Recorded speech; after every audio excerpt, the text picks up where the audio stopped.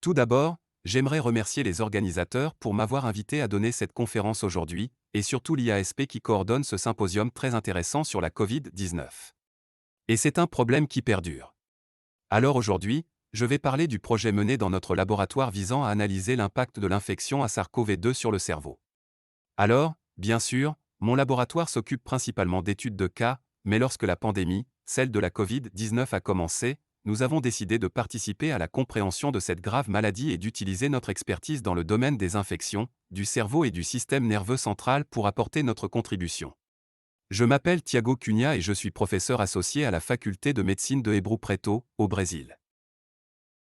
Donc, bien sûr, c'est évident, après cette année et demie de pandémie, nous savons que la Covid-19 ne provoque pas uniquement des troubles respiratoires. Ainsi, cette maladie entraîne plusieurs affections extrapulmonaires. Par exemple, il est très clair que les maladies thromboemboliques sont très fréquentes chez les patients atteints de Covid-19, il y a également des dysfonctionnements cardiaques comme l'ischémie myocardique. De nombreuses publications montrent que la Covid-19 peut aussi toucher les reins, avec une lésion rénale aiguë. Donc il existe beaucoup de conséquences différentes de la Covid dans les différents organes du corps, mais il apparaît aussi très clairement que les problèmes neurologiques sont également importants dans cette maladie, même de petits problèmes, ou encore très communs comme un mal de tête, l'anosmie, qui est très fréquente, mais aussi d'autres problèmes comme les accidents vasculaires cérébraux. Désormais, des rapports montrent que les patients atteints de Covid-19 peuvent aussi développer, par exemple, le syndrome de Guillain-Barré. Donc, sur la base de ces observations et de ces faits, nous étions très désireux de comprendre les mécanismes susceptibles de provoquer ces différentes pathologies neurologiques chez les patients atteints de Covid-19. Donc, nous collaborons avec Clarissa Yasuda à l'Unican. Et Clarissa a décidé, au départ, d'analyser les incidences de la Covid-19 sur la structure du cerveau. Donc, pour cela, elle a décidé de suivre 81 patients avec des symptômes légers de la Covid et d'analyser pendant 54 jours après la maladie ce qui se passe dans leur cerveau pour voir quel type de changement nous pouvons observer chez ces individus guéris de la Covid-19. L'analyse des données produites par l'IRM lui a appris qu'une proportion élevée de ces patients subit des changements structurels, en particulier au niveau de leur cortex, avec une réduction de sa taille et de sa masse. Elle a également observé que cette réduction du cortex était associée à une anxiété et une dépression croissante, puis à une perte de mémoire logique pour 28% de ces patients. Donc, une autre conséquence fréquente de la Covid-19 était une réduction de la fonction cognitive. Il existe donc de nombreux problèmes liés au Covid long pour ces patients. Donc, si vous vous référez à la littérature, pour voir si vous pouvez trouver des altérations morphologiques chez les patients atteints de Covid-19. Vous trouverez par exemple cet article publié dans la revue Lancing Neurology l'année dernière selon lequel des tissus cérébraux post-mortem provenant de patients Covid-19 ont révélé que certaines zones du cerveau présentent des modifications importantes, notamment en ce qui concerne, par exemple, la dite activation de la macroglie. Maintenant, des découvertes majeures montrent que, dans le cerveau des patients atteints de Covid-19, on observe une infiltration de cellules immunitaires qui pourrait déclencher les modifications que nous avons observées et les symptômes observés chez certains patients Covid-19. Alors, bien sûr, puisque la Covid-19 est aussi une maladie systémique, une importante question qui revient consiste à savoir si ces changements dans le système nerveux central sont liés à un changement qui est une conséquence de cette maladie systémique. Par exemple, une inflammation systémique peut entraîner une modification du système nerveux central et être responsable de ces symptômes neurologiques et de ces modifications de la structure du cerveau? Ou y a-t-il des signes d'une infection directe du cerveau causée par le SARS-CoV-2? C'est une question importante qui a été soulevée l'année dernière et nous avons décidé d'y répondre. Nous avons entamé une collaboration avec Alexandro Fabro, qui est pathologiste ici dans notre école, à l'école de médecine Hebrew et Preto. Et comme nous avons beaucoup de patients ici dans notre hôpital et qu'Alexandro a pu faire une autopsie peu invasive, nous lui avons demandé de collaborer avec lui afin de réaliser des autopsies cérébrales pour analyser la présence du SARS-CoV-2 dans le cerveau de personnes décédées de la Covid-19. Au départ, nous avons donc prélevé des échantillons sur 26 patients et nous avons pratiqué ces autopsies mini-invasives par voie endonasale transethmoïdale. Nous avons donc pu prélever des échantillons dans une zone spéciale du cerveau, ici dans la zone A, à laquelle nous pouvons avoir accès, dans le cortex de ces patients. Nous avons commencé par examiner les changements histopathologiques et parmi ces 26 sujets analysés dans ces biopsies, nous avons trouvé un changement pathologique caractéristique dans 5 échantillons. Donc chez seulement 5 de ces patients, nous avons pu détecter des altérations dans le cerveau et surtout, dans certains cas, une nécrose.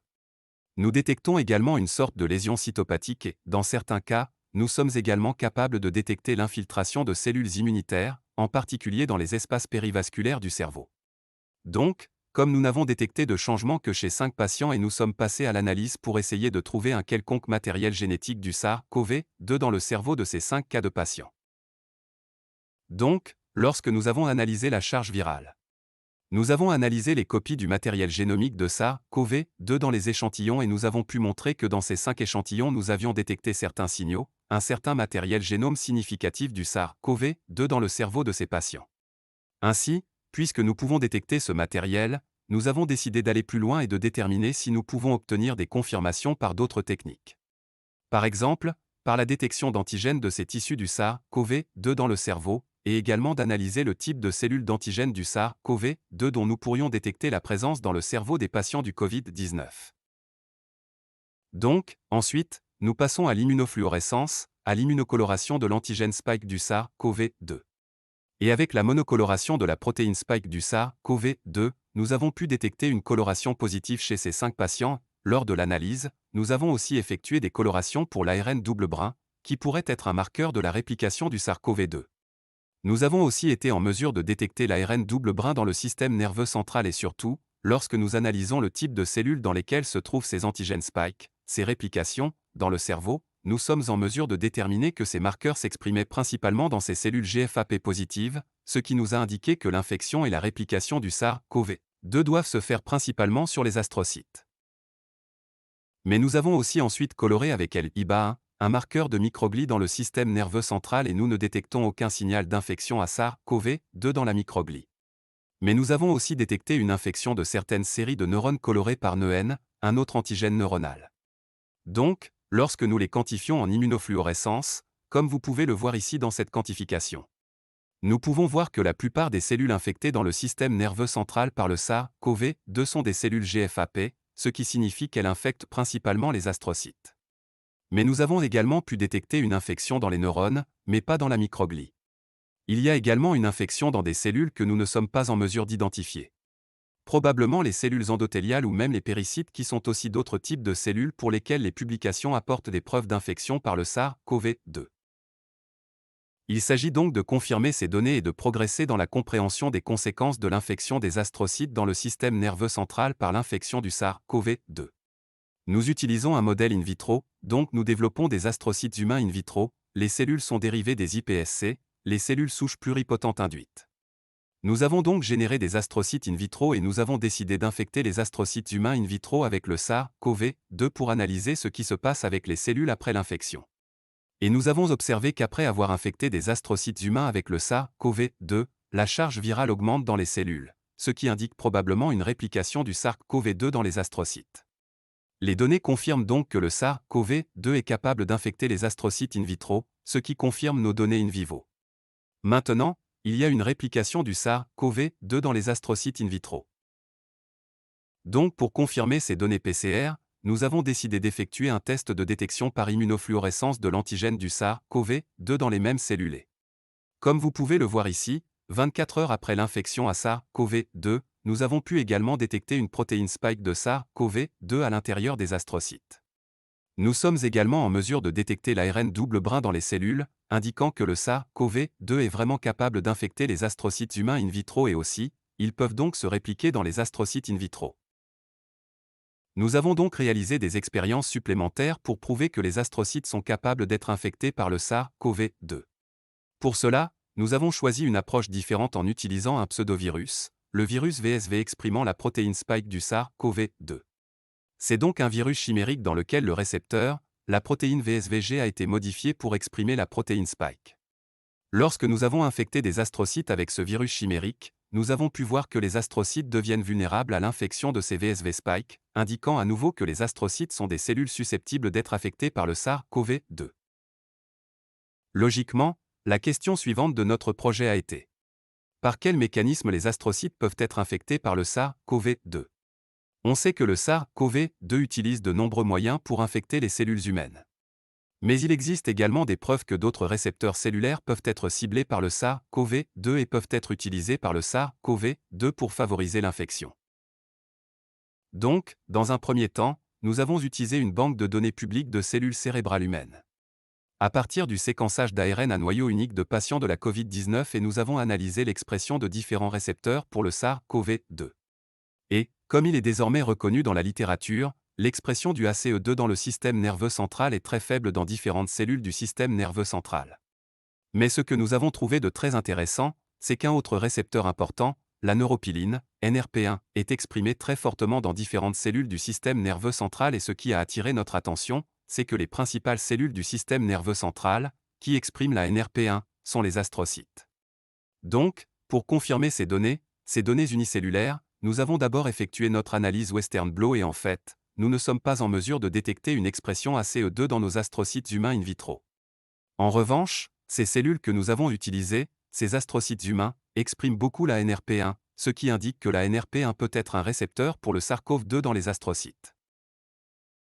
Et pour tenter d'élucider cette hypothèse, nous utilisons un anticorps anti-NRP1 et nous avons pu montrer que, alors que les astrocytes sont infectés par le SARS-CoV-2. Comme vous pouvez le voir ici, les astrocytes traités avec un anticorps anti-NRP1 étaient résistants à l'infection par le SARS-CoV-2, ce qui indique que la NRP1 est probablement le récepteur du SARS-CoV-2 dans les astrocytes. Ces données ont également été confirmées lorsque nous avons utilisé le VSV chimérique exprimant la protéine spike du SARS-CoV-2. La dernière question que nous nous posions était donc la suivante. Quelle est la conséquence? Que fait le SARS-CoV-2 pour altérer le cerveau? Que fait le SARS-CoV-2 dans les astrocytes pour provoquer des changements dans le cerveau? Donc, au départ, en utilisant une autre approche, nous infectons les astrocytes in vitro et nous faisons une analyse protéomique de ces astrocytes pour découvrir différents changements d'expression de protéines dans ces astrocytes infectés. Plus de 200 protéines ont en effet modifié leur expression, dans ces changements, avec une régulation positive ou négative. Quand on analyse ces expressions de protéines, nous sommes capables de trouver que les principales protéines modifiées dans votre cerveau, dans les astrocytes infectés par le SARS-CoV-2, étaient des protéines liées au métabolisme cellulaire. Ainsi, lorsque nous analysons les échantillons du cerveau provenant d'humains malades de la COVID-19 et les protéines qui changent dans ce cerveau, nous constatons également que de nombreuses protéines liées au métabolisme cellulaire pourraient être importantes pour l'infection des astrocytes par le SARS-CoV-2. Bien sûr, il est notoire que les astrocytes ont des fonctions importantes dans le système nerveux central parce qu'elles sont capables de duper les neurones avec différents métabolites cellulaires. Par exemple, les astrocytes peuvent produire du lactate, et ces lactates peuvent être utilisés par les neurones pour donner de l'énergie à ces neurones et permettre de maintenir leur fonction. Donc, puisque nous avons décelé que le changement principal des astrocytes causé par l'infection SARS-CoV-2, nous avons décidé d'analyser ce qui se passe avec ces métabolites carbonés et métabolites de la glycolyse, après une infection par le SARS-CoV-2 dans les astrocytes. Nous avons donc décidé de produire des astrocytes in vitro et d'effectuer une analyse métabolomique. Nous avons découvert que lorsque les astrocytes sont infectés par le SARS-CoV-2 in vitro, la production des principaux métabolites diminue. Par exemple, pour le pyruvate et aussi le lactate, il y a une réduction de la production de ces métabolites. Probablement cette réduction de la production de ce métabolite important peut provoquer un changement dans le fonctionnement neuronal du système nerveux central. Donc, finalement, il y a aussi des preuves que les astrocytes activés peuvent également produire des médiateurs, des métabolites, des composés ou des médiateurs non reconnus qui peuvent provoquer, par exemple, la mort des neurones. Nous avons donc décidé de voir si l'infection des astrocytes par le SARS-CoV-2 pouvait entraîner la production de certains médiateurs susceptibles de modifier la viabilité des neurones. Pour cela, nous infectons des astrocytes in vitro. 24 heures après cette infection, nous prenons le super-héros de cette culture et le transférons vers une autre culture de différents neurones SH et aussi des neurones dérivés des CSP. Et ce que nous avons trouvé, c'est que lorsque nous utilisons des cultures dérivées d'astrocytes infectés, on peut observer que ces cultures peuvent causer la mort des neurones. Suggérant que les astrocytes infectés par le SARS-CoV-2 peuvent conduire à la production de médiateurs qui peuvent réduire la viabilité des neurones et cette découverte pourrait expliquer la raison d'un dysfonctionnement du système nerveux central et les dommages causés par l'infection à SARS-CoV-2. Alors, le message à retenir est que nous avons été en mesure de démontrer, pour la première fois, que le SARS-CoV-2 est capable d'atteindre le cerveau des patients de la COVID-19, que dans cette infection du cerveau. Nous avons observé que les principales cellules du système nerveux central infectées par le SARS-CoV-2 sont les astrocytes et aussi qu'une infection des astrocytes peut entraîner une réduction de la viabilité des neurones dans le système nerveux central. Voilà, c'est notre message à retenir. J'aimerais remercier nos collaborateurs et nos étudiants qui réalisent ces expériences, en particulier ces 3 post-docs de notre laboratoire grâce auxquels nous progressons, nos collaborateurs Fernanda, Victor et Flavio. Et aussi, en particulier, nos principaux collaborateurs, Daniel, Marcelo et Clarissa. Clarissa qui a mené ses expériences sur les patients et Daniel, notre spécialiste des CSP, ainsi que d'autres collaborateurs et le soutien financier que nous avons reçu de FAPEST et CNPq. Je vous remercie donc de votre attention et je suis prêt à répondre à vos questions.